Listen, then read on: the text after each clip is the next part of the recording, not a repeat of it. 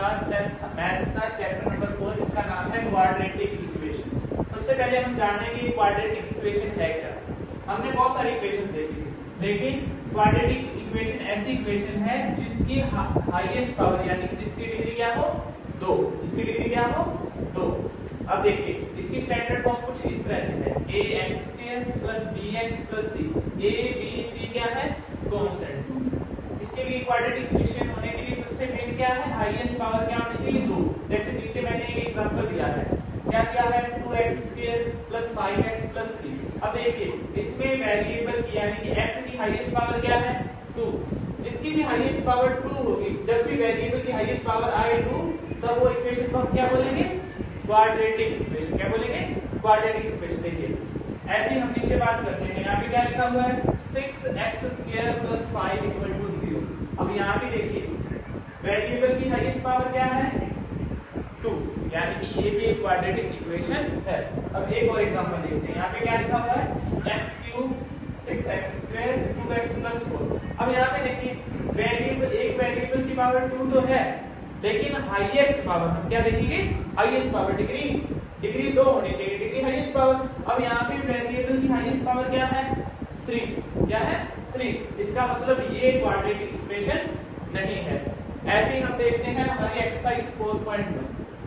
अब इसका जो पहला क्वेश्चन है उसमें हमसे यही पूछा गया है कि check whether the following are quadratic equation और नॉट।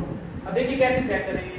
हमें पहले क्वेश्चन का पहला पार्ट है ये दिया हुआ है x + 1 का होल स्क्वायर = 2x - 3।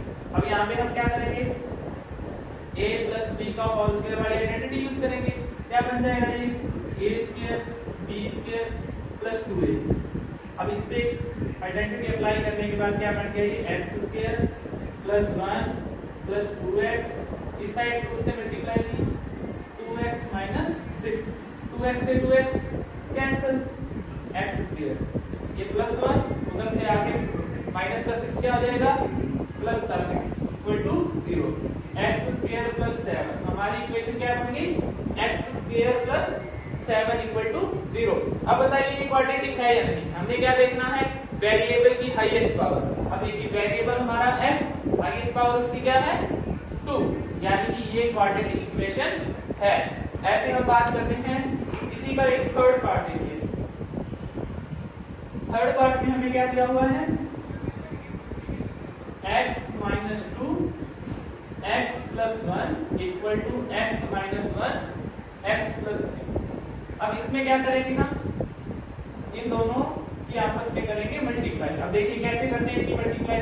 पहले इस x की मल्टीप्लाई इन दोनों से होगी, फिर इस -2 के दोनों से होगी। इस तरह से सॉल्व करेंगे तो हमारे पास क्या आ जाएगा x² + x - 2x - 2। ऐसे इस तरफ x² + 3x - x - 3। अब देखिए x² से x² कैंसिल, ये प्लस का 1x उस तरफ जाकर क्या आ जाएगा माइनस का x। पहले इन दोनों को सॉल्व करेंगे। यहाँ पे क्या बचा हमारे पास -x - 2, इस तरफ क्या बचा 2x - 3।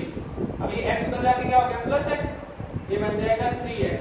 ऐसे -2 उधर जाके क्या हो जाएगा +2, उधर बन जाएगा माइनस। हमारे पास ये इक्वेशन बन गई। अब देखिए हमारे पास वेरिएबल है x, इसकी हाईएस्ट पावर क्या मिल रही है आपको 1 यानी कि इसकी डिग्री है 1। तो क्या ये क्वाड्रेटिक इक्वेशन हुई नहीं। ये था हमारे पास बेसिक सा कॉन्सेप्ट कि क्वाड्रेटिक इक्वेशन क्या होती है, उसकी पहचान क्या है। एक बार फिर बता देते हैं, जब भी वेरिएबल की हाईएस्ट पावर यानी कि उसकी डिग्री 2 होगी तो वो कहलाएगी क्वाड्रेटिक इक्वेशन, अदरवाइज वो क्वाड्रेटिक इक्वेशन नहीं होगी। इसी चैप्टर में हम आगे और क्या कुछ पढ़ने वाले हैं क्वाड्रेटिक इक्वेशन की फॉर्मेशन, यानी कि आपको बहुत सारी वर्ड प्रॉब्लम्स दी होंगी जिनकी मदद से हम क्वाड्रेटिक इक्वेशन बनाएंगे, उनको सॉल्व करेंगे। एक आगे सॉल्व करने का एक तरीका पढ़ेंगे क्वाड्रेटिक फॉर्मूला। उससे पहले हम देखेंगे नेचर ऑफ रूट चेक करने के लिए। बस यही आपका इस चैप्टर में यही कॉन्सेप्ट है, इसी के बारे में हम पढ़ेंगे। इन्हीं को सॉल्व करने का एक तरीका हम पिछली क्लास में 9th क्लास में और पिछला चैप्टर नंबर 2 में हम पढ़ चुके हैं, जो था splitting the middle term. Splitting the middle term पहले एक बार बार इसी का यूज करेंगे हम एक्सरसाइज में, फिर बाद में हम सीखेंगे क्वाड्रेटिक इक्वेशन से इसका सॉल्यूशन